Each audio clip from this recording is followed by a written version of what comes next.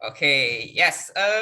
Ya sambil nunggu mengantar dulu. Happy Valentine semuanya. Selamat Hari Kasih Sayang. Gimana Fit Valentine-nya?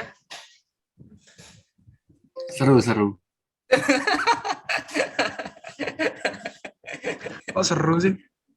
Iya, ngapain tuh Fit? Ya, seru aja. Kan jadi bertanya-tanya ya. Emang kok David ngapain Oke. aja kok? Kenapa? Kok David seru ngapain aja? Iya. Mungkin ke gereja kali ya Fit ya? Pelayanan ya? Ketawa dia. Oke. Yes, Kayaknya kita mulai aja ya, kok langsung kok. Oke, silakan sambil Kakak Obed bantu pengaturannya. Yes, selamat malam semuanya. Hari ini dikasih kesempatan lagi untuk berbagi mengenai Valentine atau relationship, terutama untuk para cowok-cowok gitu. Jujur bukan ahli juga di sini, bukan sempurna juga, punya relationship yang sempurna juga enggak gitu. Tapi mau berbagi apa yang berdasarkan apa yang Tuhan sudah pernah kasih juga dalam perjalanan hubungan saya dengan istri saya. Kemudian juga mungkin challenge atau hambatan-hambatan yang pernah terjadi dan bagaimana kita mungkin menyelesaikannya. Kadang salah juga dan dari sana kita belajar. Hopefully apa yang dibagikan ini bisa jadi bekal teman-teman. Jadi teman-teman nggak perlu mengalami kesalahan yang sama gitu. Karena setiap kesalahan selalu ada harga yang perlu dibayar, ada waktu yang terbuang, ada tenaga, ada sakit hati juga ya Pup ya. Nah berharap sih semua dengan apa yang disampaikan ini teman-teman tidak perlu mengulang mungkin kesalahan-kesalahan yang pernah kita alami. Oke. Yes, santai saja ya. Jadi ini bukan berkhotbah tapi hanya sharing aja. Jadi bukan mengupas satu ayat, tapi benar-benar nyampein apa yang Tuhan kasih untuk malam hari ini. Oke.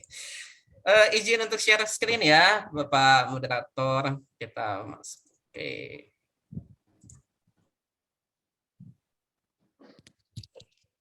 Sudah kelihatan belum ya? Sudah. Sudah, oke. Sebentar ya. Ini perlu dipindah-pindahkan dulu supaya nggak menutup layar. Oke, yes. Kita awali dengan satu ayat yang menurut saya ini menarik. Ayatnya dari Kitab Kidung Agung yang ditulis oleh Salomo, salah satu orang yang romantis ya di dalam Alkitab gitu. Dikatakan bahwa don't excite love, don't stir it up until the time is ripe and you are ready gitu. Atau mungkin dalam bahasa Indonesia, jangan pernah menggairahkan cinta atau membangkitkan cinta, jangan ngaduk, jangan main-main dengan cinta sampai waktunya matang, atau di sini ada kata-kata yang menarik dalam versi The Message adalah sampai kamu siap. Waduh. Oleh karena itu, maka pembahasan kita hari ini adalah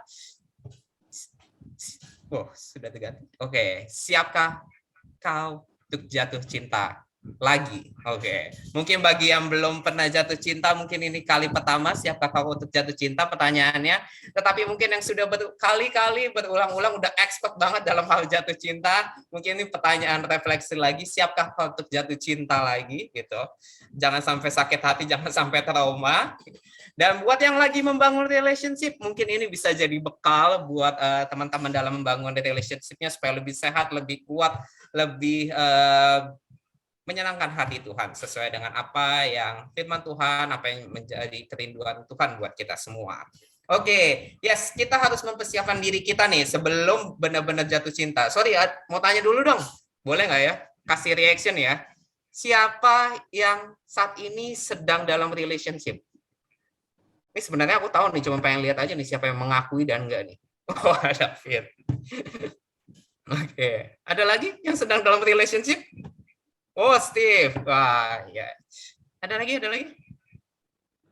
Oh, Abraham. Wah, Abraham, ya. Ada lagi? Siapa yang sedang jatuh cinta? Oh, Samuel punya nih ya, Samuel punya ya. Oh, Gamalia lagi jatuh cinta. Oke. Yakub, waduh, didoakan ya teman-teman yang lagi jatuh cinta ini nih. Siapa yang belum pernah merasakan jatuh cinta? Ada? Belum puber kali ya? Belum pernah merasakan jatuh cinta? Oh, udah semua. Ada yang sedang dalam complicated, hubungan yang complicated nih? Teman tapi mesra? Waduh. Waduh, makasih ya Gamaliel buat keberaniannya. Oke, betul-betul. Tidak usah terburu-buru, tetapi kalau memang sudah pasti, kita cowok juga harus kasih kepastian. Setuju ya? Oke. Yes. Aduh, jawaban yang mengagetkan. Oke, siapkah untuk jatuh cinta lagi? Ada 3 pertanyaan yang mau kita bahas. Mungkin nggak bisa bahas semua dalam waktu 30 menit ini. Minta bantuan tim moderator juga bisa kasih tahu. Sorry, ini kok ada waktunya nggak sih? Oke, nah, sekarang 6.40. Oke, semoga bisa selesai dengan tepat waktu ya. Yes, kita mulai dengan pertanyaan pertama. Ada 3 pertanyaan yang mau kita bahas hari ini. Pertama adalah, kapan kita siap jatuh cinta? Nah, ini dari pertanyaan-pertanyaan form kemarin, teman-teman udah ngisi kuesioner, banyak yang nanya, kapan sih, apa sih tandanya kita siap jatuh cinta gitu? Kapan sih kita siap membangun hubungan? Apa sih tandanya, ciri-cirinya apa? Dan kita akan bahas hari ini. Oke. Yang pertama adalah, kita harus ngerti dulu konsep alone and lonely. Alone berbeda dengan lonely, gitu ya. Alone kalau dalam bahasa Indonesia adalah sendiri, sedangkan lonely adalah kesepian. Banyak orang yang membangun hubungan atas dasar karena kesepian. Oh, jadi karena gua ngerasa kesepian, karena sendirian, jadi perlu membangun hubungan. Kita perlu ngetik konsep ini dulu, perbedaan antara alone dan lonely. Alone dan lonely itu merupakan 2 hal yang berbeda. Sendiri itu merupakan sebuah keberadaan. Kita tuh bisa, walaupun kita bisa, tapi di sebaliknya, walaupun kita di tengah keramaian, kita bisa tetap ngerasa sendiri. Nah, alone adalah posisi atau status kita. Oke, kita sendiri, mungkin dalam bahasa Indonesia lebih gaul kita bisa sebut itu jomblo. Tapi jomblo itu belum tentu ngerasa kesepian, betul nggak? Nah, sedangkan orang-orang yang mungkin sedang membangun relationship atau mungkin punya banyak teman, justru mereka bisa ngerasa kesepian. Jadi alone dan lonely adalah 2 hal yang berbeda. Dan teman-teman perlu mengecek apakah saat ini teman-teman itu dalam kondisi alone atau dalam kondisi lonely. Nah, jangan sampai teman-teman dalam kondisi lonely dan membangun hubungan. Karena berharap melalui hubungan ini bisa mengobati rasa kesepian. Nah, kesepian adalah masalah internal bukan eksternal. Jadi bukan ditentuin nih banyaknya hubungan. Wah, banyaknya hubungan. Mungkin ada yang pernah membangun hubungan dengan lebih dari 1 orang gitu, tapi tetap merasa kesepian. Ada juga teman-teman gitu. Kalau kita merasa kita perlu membangun hubungan untuk mengisi kesepian atau kekosongan hati, maka siapapun pasangan kita tuh punya tugas untuk mengisi kekosongan hati kita. Dan itu adalah tugas yang berat. Setuju nggak teman-teman? Ini tugas yang sulit ketika nih kita ngerasa kesepian, kita nyari pacar, kita berharap pacar itu untuk mengisi kekosongan tersebut. Bisa-bisa pasangan kita itu nanti akan frustasi karena punya tugas. Padahal dia berharap, aduh ketika gue jadian sama si cowok ini, gue pengennya tuh dapat kebahagiaan gitu loh. Tapi malah dituntut untuk membuat si cowok ini bahagia gitu. Itu akan membuat pasangan ini frustasi, apalagi kalau dua-duanya juga punya motif yang sama nih. Yang satu berharap kebahagiaan, yang cewek, yang cowok juga mengharapkan kebahagiaan. Waduh, ini bisa berantakan banget gitu.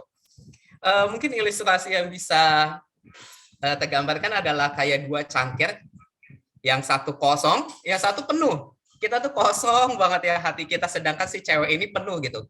Dan untuk mengisi kekosongan tersebut, maka si cewek ini harus menuangkan isinya, memberikan kebahagiaannya, memberikan banyak waktu, tenaga, segala sesuatunya yang ada di dalam hatinya untuk mengisi si cowok ini gitu.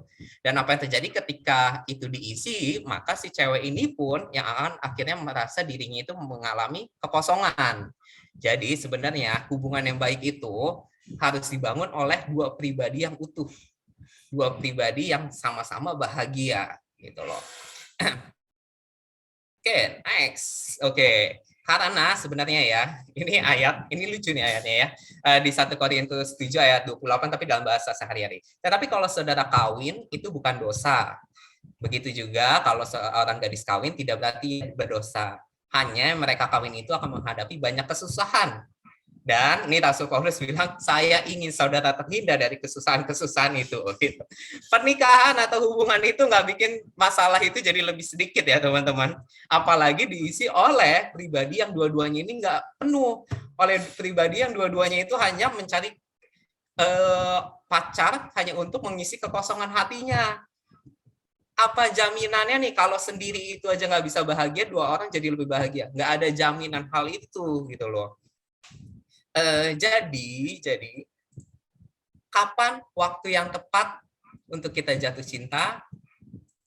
Dalam bahasa praktisnya itu pada saat kita mampu bahagia walau dalam kesendirian, atau saat diri kita utuh, saat diri kita penuh. Mungkin secara praktisnya ya kita bisa ngerasa bahagia walaupun kita nggak punya pacar. Kita bisa tetap produktif walaupun kita nggak punya pacar. Kita bisa tetap energi, kita tetap bisa mencapai impian-impian kita walaupun kita nggak punya pacar. Kita nggak merasa sendirian, nggak ngerasa kayak ada sesuatu yang kurang. Kita nggak ngerasa bahwa Tuhan itu jahat walaupun kita sendirian. Kita tetap bisa merasakan kebaikan Tuhan dan kita bisa terus berimpact, berhidup signifikan untuk teman-teman di sekitar kita walaupun kita dalam kesendirian. Pada saat itu, teman-teman sudah merasa itu, ketika teman-teman bisa merasa bahagia, merasa utuh, di saat itulah adalah saat yang tepat untuk teman-teman membangun hubungan. Dalam Kejadian 2 ayat 18, Tuhan Allah berfirman, tidak baik kalau manusia itu seorang diri saja. Aku akan menjadikan penolong baginya yang sepadan dengan dia. Ini adalah cerita dari Kejadian 1 ketika Adam itu hidup sendirian di Taman Eden. Adam itu walaupun sendirian, tapi dia nggak ngerasa kesepian. Di dalam Alkitab tidak ada tulisan Adam itu meminta Tuhan, Tuhan aku kesepian nih, tolong dong kirimin aku pasangan. No, nggak ada gitu ya. Adam itu menikmati kesendiriannya karena Adam tuh punya pekerjaan, Adam sibuk, dan yang terutama adalah Adam terhubung dengan Tuhan. Adam punya koneksi yang dekat banget sama Tuhan sehingga dirinya itu merasa tetap bisa bahagia, bisa tetap merasa produktif. Dan pada saat Adam mencapai titik itu, Tuhan sendirilah yang berinisiatif untuk memberikan pasangan untuk Adam. Tuhan sendiri yang mengambil tulang rusuk dari Adam, kemudian menciptakan manusia, menaruhnya di samping Adam, dan ketika Adam bangun, dia melihat di sampingnya dan berkata bahwa ini adalah istriku. Wah, ini juga sebenarnya ada cerita yang menarik juga nih ya, terlepas dari pembahasan topik hari ini gitu, bahwa Tuhan akan mempertemukan kita tuh banyak orang-orang yang mungkin pasangan-pasangan kita, seperti Hawa naruh di samping Adam, tapi keputusan Adam bilang ini adalah istriku itu ada di tangan Adam gitu. Jadi mungkin coba dilihat sekeliling teman-teman, apakah mungkin ada orang-orang yang sebenarnya sudah ditaruh Tuhan di samping kita, tapi karena kita nggak ngerti kriteria kita mau apa, kita terlalu sibuk sendiri, kita malah nyari yang lain gitu ya, mungkin nggak sesuai dengan keinginan Tuhan, akhirnya kita melewati pasangan yang sudah Tuhan sediakan untuk kita. Oke, dalam hubungan ini pesan yang cukup penting adalah jangan pernah kita mau jadi superhero atau penyelamat pasangan kita. Kita harus menerima pasangan kita itu apa adanya, dan jangan berharap bahwa kita bisa membahagiakan dia. Begitu juga sebaliknya, jangan pernah berharap pasangan kita bisa memberikan kebahagiaan untuk kita. Kebahagiaan tiap-tiap orang adalah tanggung jawabnya masing-masing. Kita nggak bisa menuntut orang lain untuk membahagiakan. Jangan ngomong ke pasangan, kamu nggak bisa bahagiain aku gitu. Padahal kita sendiri yang sebenarnya nggak bisa bahagia. Mau dia berbuat apa, tetapi kalau diri kita yang nggak bisa menghargai itu, ya kita nggak akan pernah bisa merasa bahagia. Apalagi nanti udah ke jenjang pernikahan, buat teman-teman semua yang akan masuk ke pernikahan harus dibangun oleh dua pribadi yang penuh supaya tidak ada saling menuntut untuk diisi. Oke, sip. Itu adalah poin yang pertama tentang kapan sih kita perlu siap, kapan kita siap untuk jatuh cinta. Oke, yang kedua, masuk pertanyaan yang kedua ya, yaitu adalah bagaimana cara kita mempersiapkan diri untuk jatuh cinta nih. Oke, gimana sih cara kita untuk mempersiapkan? Oke, maaf ini waktu nanya ya ke Obed, ini waktunya 20 menit. Yes, masih kan, ya? 17 menit lagi. Oke, 17 menit lagi. Oke, terima kasih. Ya, bagaimana sih cara kita mempersiapkan diri kita supaya kita bisa jatuh cinta? Pertama, ini adalah prinsip yang penting. Love pada dasarnya bersifatnya selalu memberi, sedangkan lust selalu mengharapkan sesuatu. Lust itu selalu menuntut. Ini adalah patokan yang perlu kita pegang sama-sama. Ini dicetuskan oleh Edwin Lewis Cole, adalah seorang pelopor pria sejati di luar sana, sehingga kita kenal sekarang istilah pelayanan pria sejati. Beliau mengatakan bahwa love adalah sebuah kondisi atau sebuah keputusan yang selalu didasari dengan keinginan untuk memberi atau menguntungkan orang lain.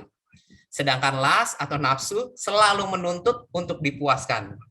Oke, ini bisa menjadi patokan kita teman-teman semua, terutama cowok-cowok di sini, bisa melihat apakah tindakan kita ke cewek atau pasangan kita ini adalah dasarnya itu love untuk memberi atau justru untuk kepentingan diri kita sendiri.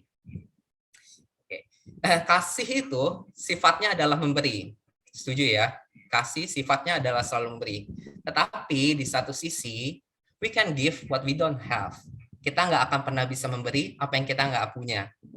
Kasih itu memberi. Kita berharap memberi kebahagiaan buat orang lain. Tetapi kalau kita tidak punya kebahagiaan itu, apa yang bisa kita kasih buat perempuan tersebut?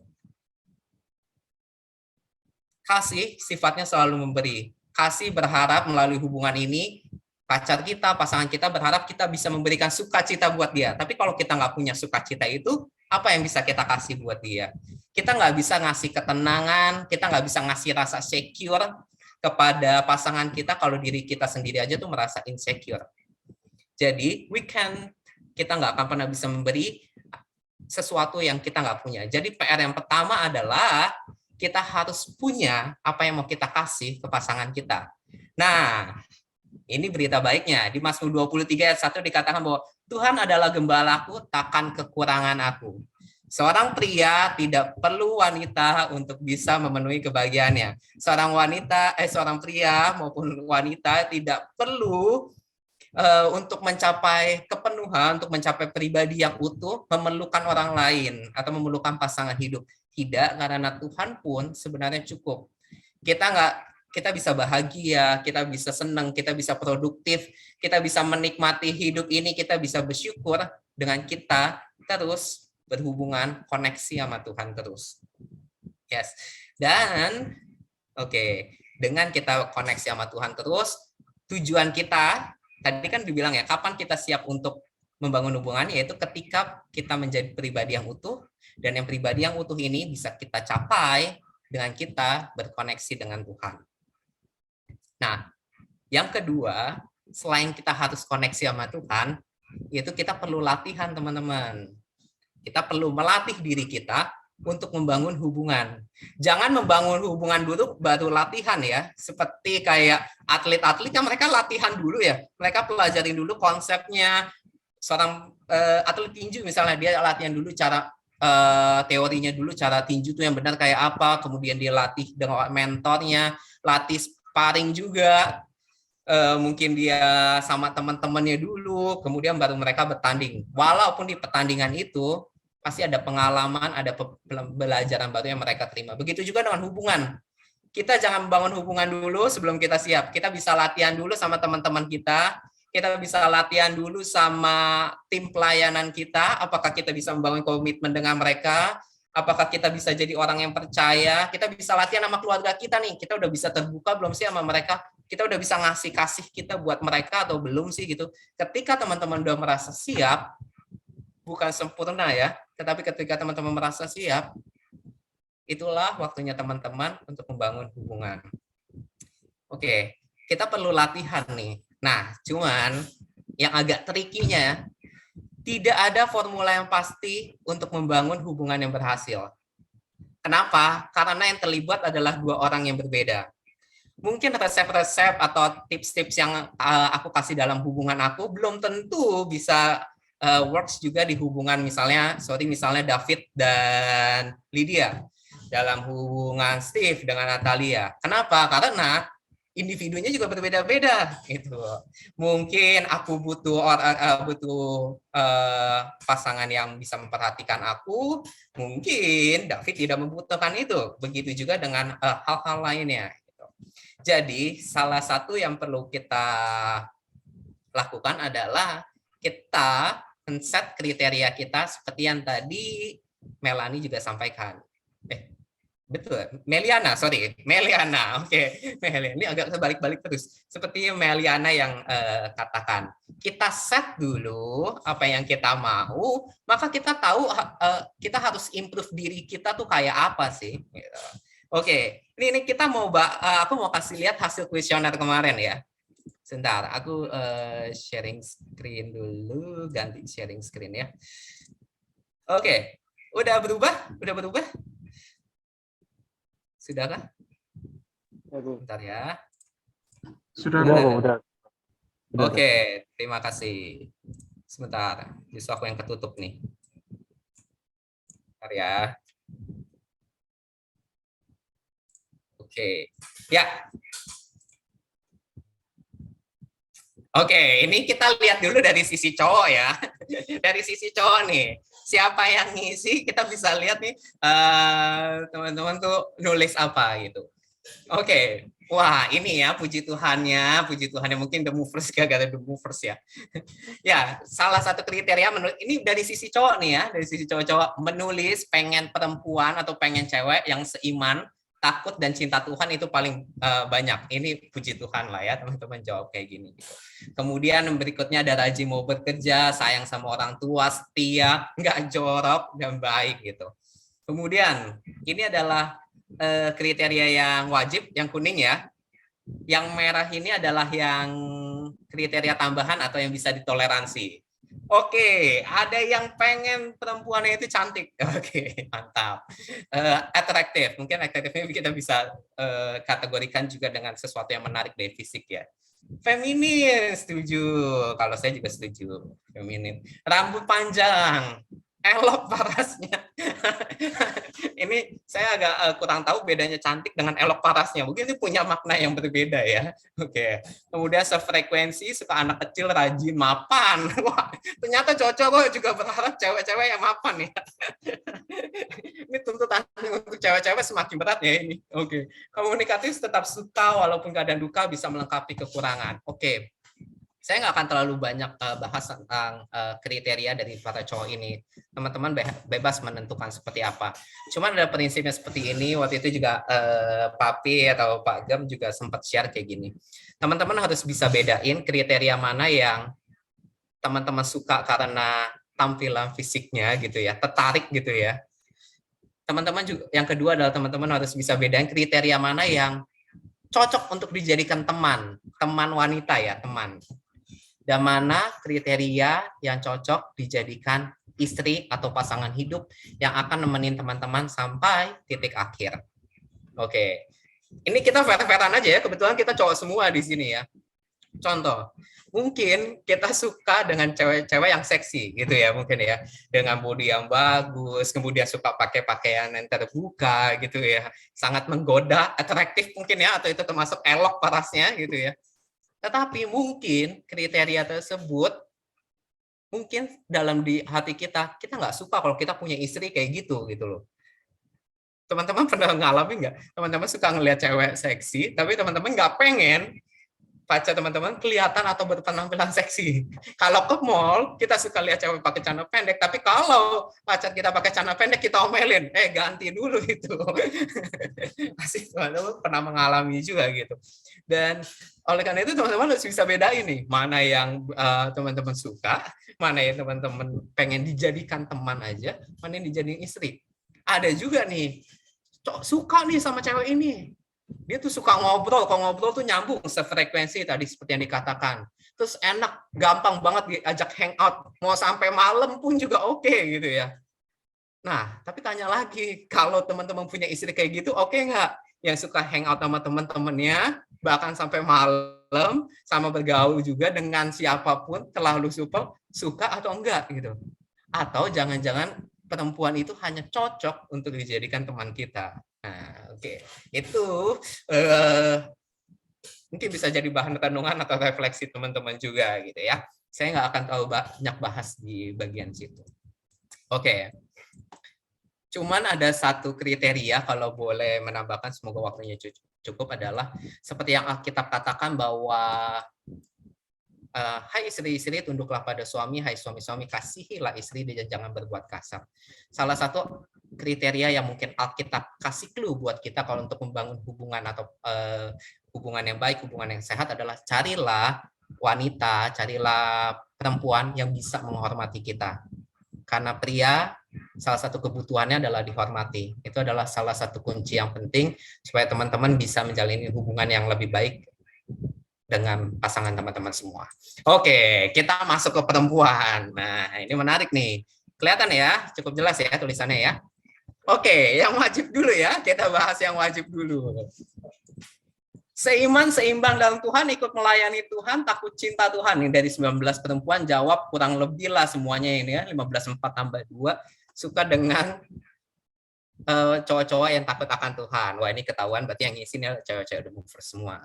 Oke, yes, ini nanti kita akan bahas lagi, mungkin di Q&A oleh Beatrice akan lebih banyak bahas tentang kenapa sih perlu cinta Tuhan dalam membangun hubungan.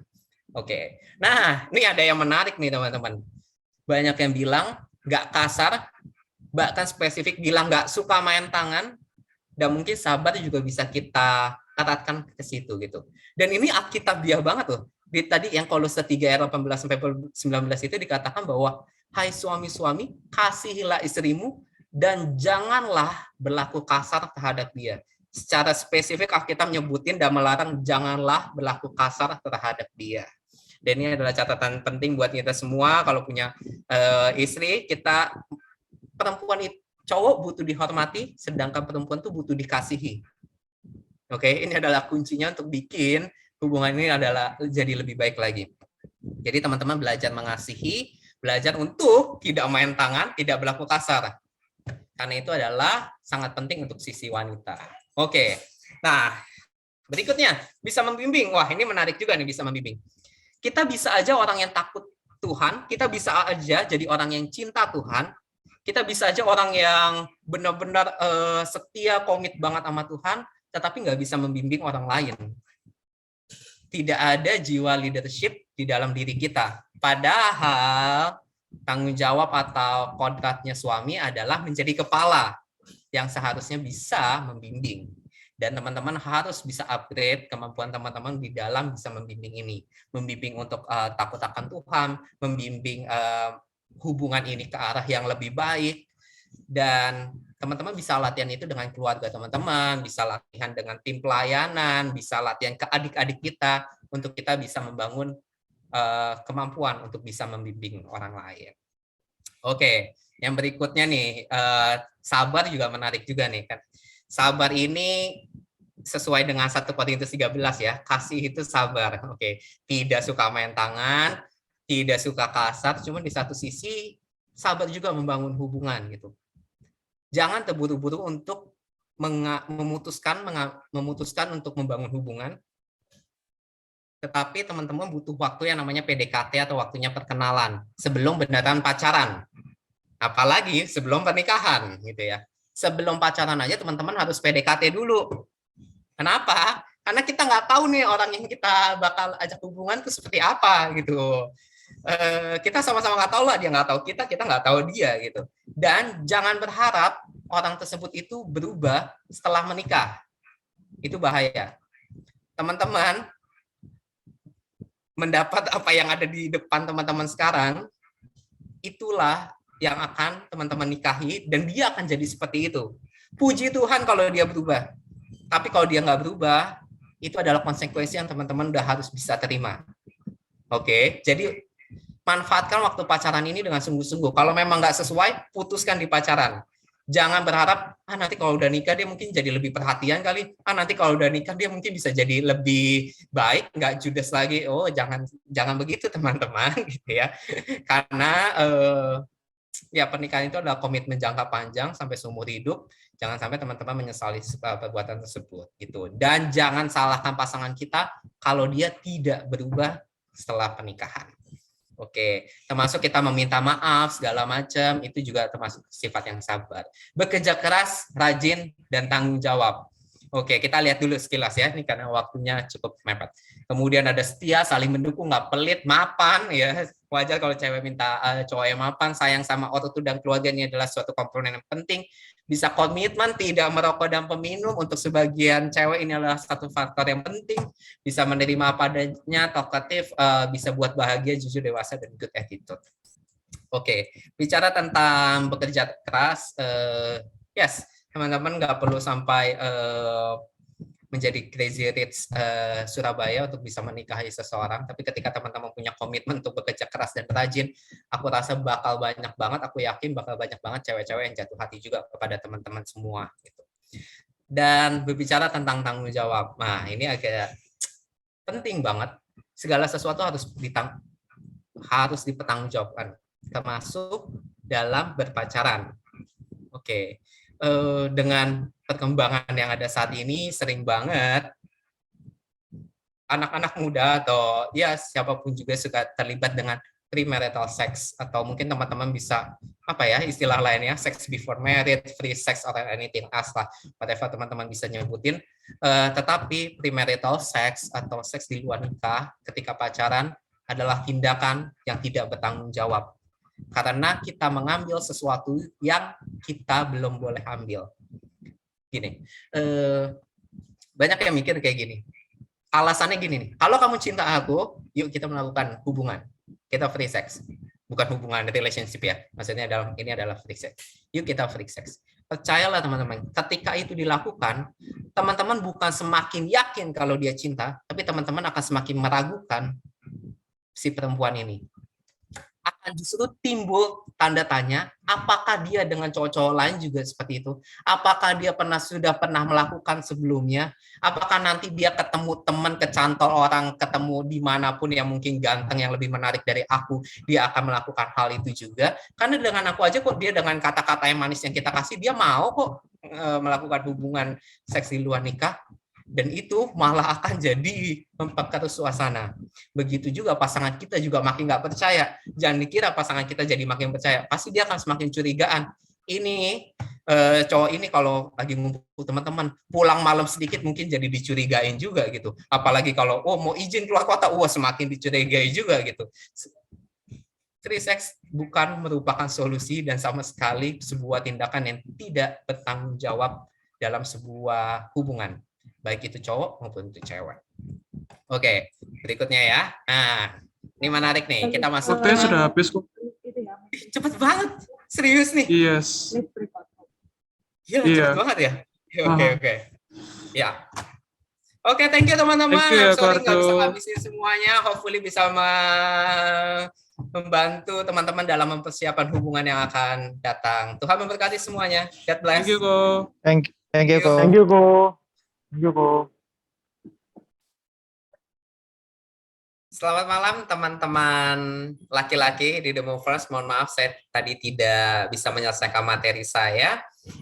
Saya bikin video ini, saya berharap bisa melanjutkan hingga akhir dan semoga teman-teman tetap antusias dan semoga bisa menjadi berkat buat para laki-laki di The Movers ini. Oke, kita melanjutkan pembahasan tadi mengenai kriteria-kriteria. Kita masuk ke yang warna merah, ini adalah kriteria-kriteria dari cewek-cewek di The Movers ya. Ternyata cewek-cewek di The Movers ini kriteria yang fleksibelnya ya, juga banyak yang berhubungan dengan fisik, bukan cowok-cowok doang ya yang suka tertarik fisik, tapi cewek-cewek juga banyak yang bilang ganteng, wangi, cute. Wah, saya nggak tahu nih cowok cute itu seperti apa ya, manis, pandai mengatur outfit, putih. Tapi ada yang juga bilang tidak terlalu putih juga, jadi jangan khawatir, ukuran kulit teman-teman selalu ada pasarnya masing-masing ya. Kemudian rapi, tinggi, wah saya berharap ini bukan Beatrice yang menulis kriteria ini ya. Kemudian juga ada humoris, ada yang bilang cowok humoris itu bisa mengalahkan cowok yang ganteng, terbukti ada 4 orang yang bilang di sini ganteng itu cuma 2. Oke, kemudian ada beberapa kriteria lainnya yang menarik dan tidak ada benar dan tidak ada salah, dan bukan berarti juga kita cowok harus bisa memenuhi seluruh kriteria ini, juga tidak. tapi ini bisa menjadi gambaran buat kita semua. Mungkin kita bisa checklist mana yang kita perlu improve, mana yang kira-kira gebetan atau orang yang mau menjadi pasangan kita ini punya kriteria yang sama, kita bisa improve, kita bisa latih diri kita untuk bisa semakin lebih baik lagi, untuk bisa semakin sabar lagi, untuk semakin peka lagi. Untuk latihan semua ini, kita tidak perlu dalam sebuah hubungan pacaran atau hubungan pernikahan. Latihlah ini di luar hubungan itu, ketika siap baru kita masuk membangun hubungan. Oke, kemudian masuk yang ketiga ini ada kriteria, bukan kriteria, tapi adalah hal-hal apa aja yang menurut teman-teman itu penting atau bisa membuat hubungan itu bisa menjadi lebih baik. Dan saya senang banget teman-teman di sini banyak yang bilang, baik cewek maupun cowok, yang perempuan ini sebelah kanan dan laki-laki ini sebelah kiri, semua mayoritas bilang Tuhan. Ya, benar banget bahwa Tuhan ini adalah faktor yang paling penting di dalam sebuah hubungan, karena tanpa pribadi ketiga ini, yaitu Tuhan, hubungan kita tidak akan bisa berjalan dengan sehat, nggak bisa berjalan dengan kokoh, nggak bisa berjalan menjadi signifikan yang bisa menjadi berkat buat orang lain juga. Dan kemudian kita bisa melihat beberapa hal-hal baik lainnya yang ditulis oleh teman-teman, seperti memiliki tujuan, saling support, toleransi, rela berkorban, tidak egois, kemudian komunikasi. Dan di sini yang paling banyak, baik cewek maupun cowok, banyak yang tulis mengenai kejujuran, keterbukaan, dan kepercayaan. Saya rasa 3 hal ini adalah 3 hal yang berhubungan. Kenapa? Karena kita bisa melihat ada satu ayat juga yang menarik dalam Alkitab, berkata dalam Amsal 24 ayat 26 dalam NIV, dikatakan bahwa an honest answer is like a kiss on the lips, atau jawaban yang jujur adalah seperti memberikan ciuman di bibir. Kenapa di sini Alkitab tidak bilang ciuman di kening atau tidak menggunakan kata-kata lain yang mungkin tidak intim ini? Karena Alkitab mengatakan bahwa, atau Alkitab tahu bahwa kejujuran adalah kunci untuk menuju keintiman. Kita nggak akan pernah bisa akrab dengan seseorang, kita nggak akan pernah bisa intim dengan seseorang kalau kita tidak berbicara dengan jujur, kalau kita tidak jujur dengan pasangan kita. Banyak tuh yang alasannya, ya habis daripada ribut, udahlah mending kita nggak usah obrolin tentang hal itulah. Udah nanti aja lah, someday aku akan cerita, cuma nggak sekarang gitu. Tapi ketika kita tidak jujur, hal yang dikorbankan adalah kepercayaan. Kalau kita tidak terbuka, yang akan nanti menurun nilai dari kita adalah kepercayaan. Contoh simpel nih, misalnya kita mau main game ya sama teman-teman kita, tapi di malam minggu nih janjian yang biasa merupakan jadwal date kita sama pasangan kita. Nah kalau kita bohong terus kemudian pacar kita mungkin tahu, walaupun kita menyangka, walaupun pacar kita nggak punya bukti yang kuat, tetapi satu hal yang pasti terjadi adalah kepercayaan pasangan kita akan menurun terhadap kita. Lebih baik kita ngomong, lebih baik kita jujur, terbuka sama pasangan kita terhadap apapun juga, sehingga pasangan kita tahu siapa diri kita. Walaupun mungkin itu bisa dua ya, semoga pacar kita bisa menerima dengan lapang dada. Yang kedua adalah mungkin pacar kita kesel terhadap kita, marah, kok lu malah ngebelain teman lu sih banding ngedate sama gue di malam minggu. Tapi satu hal yang penting adalah kepercayaan pasangan kita terhadap kita tidak berkurang sama sekali. Dan itu adalah faktor yang penting, kepercayaan, kejujuran, keterbukaan adalah salah satu kunci untuk bisa membuat hubungan menjadi lebih lancar, menjadi lebih kuat, dan menjadi lebih sehat. Yes, kita balik lagi ke slide kita. Satu poin terakhir yang mau disampaikan, yaitu mengenai pertanyaan yang ketiga ya. Tadi kita udah bertanya tentang when, terus kita bertanya tentang how, dan yang ketiga ini kita akan bertanya mengenai why. Mengapa kita harus mempersiapkan diri kita? Oke, Robert Sternberg mengatakan bahwa cinta itu terdiri dari 3 dimensi, yaitu keintiman, kemudian passion atau gairah, dan yang ketiga adalah komitmen. Keintiman dan passion mungkin bisa naik pasang surut tergantung mood kita. Mungkin kita lagi terpisah jarak sehingga kita nggak intim, berada tidak dalam satu tempat yang sama.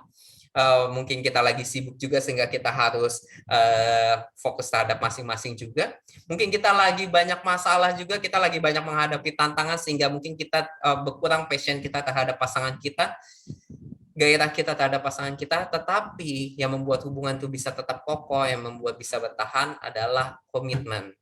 Walaupun keintiman, passion bisa naik turun, tapi hubungan bisa tetap sehat, bahkan tetap makin kuat, itu karena adanya komitmen. Dalam 1 Korintus 13 ayat 4-7 adalah sebuah ayat yang sering kita dengar di masa-masa Valentine ini. Kita tahu bahwa kasih itu sabar, kasih itu murah hati, ia tidak cemburu, dan selanjutnya hingga ke ayat 7. Ada satu kenyataan yang menarik atau fakta yang menarik bahwa kasih di sini dijabarkan bukan menggambarkan perasaan, tetapi menggambarkan keputusan. Kita bisa aja ngerasa kesel, kita bisa aja ngerasa jengkel, tetapi untuk menjadi sabar itu adalah keputusan. Kita mungkin bisa aja sayang, tetapi untuk menjadi murah hati itu adalah keputusan. Kita bisa aja ngelihat pasangan kita mungkin lebih banyak menghabiskan waktu bersama temannya, bersama dengan kantornya, bersama dengan keluarganya, sehingga kita bisa merasa cemburu. Tetapi untuk tidak cemburu itu adalah keputusan. Dan keputusan ini membutuhkan komitmen. Ingat teman-teman, selama kita masih pacaran, mungkin kita masih bisa memutuskan hubungan ini untuk mencari yang lebih baik, yang lebih tepat sesuai dengan kata Tuhan. Tetapi kalau kita udah masuk ke pernikahan, itu adalah berbicara tentang komitmen jangka panjang. Dan perlu dilakukan terus-menerus untuk sabar, untuk murah hati, untuk cemburu. Itu nggak bisa berdasarkan mood, tetapi itu harus berdasarkan komitmen, sehingga kita bisa terus mengambil keputusan untuk sabar, keputusan untuk murah hati, keputusan untuk cemburu, tidak sombong, keputusan untuk percaya, dan keputusan untuk tidak mencari keuntungan untuk diri kita sendiri. Dan satu poin yang penting juga bahwa hubungan yang kuat ini tidak dibangun di atas dasar perasaan, melainkan atas dasar komitmen. Keintiman, passion bisa naik pasang surut seiring berjalannya waktu, seiring dengan hari-hari yang kita hadapi, tetapi komitmen adalah satu hal yang bisa menjaga keintiman dan passion kita. Kita dengan adanya komitmen, kita akan kembali menghidupkan cinta kita lagi, menghidupkan gairah cinta lagi dalam hubungan kita, baik itu pacaran maupun pernikahan. Dan Tuhan kita juga adalah Tuhan yang suka dengan komitmen, makanya dalam pernikahan Kristiani kita disuruh berjanji, mengucapkan janji nikah, bukan hanya untuk kata-kata bagus, tetapi itu adalah komitmen kita terhadap pasangan kita, dibacakan di seluruh jemaat supaya jemaat juga bisa tahu, dan tentunya itulah komitmen kita yang kita ucapkan di hadapan Tuhan. Dan kenapa kita harus siap?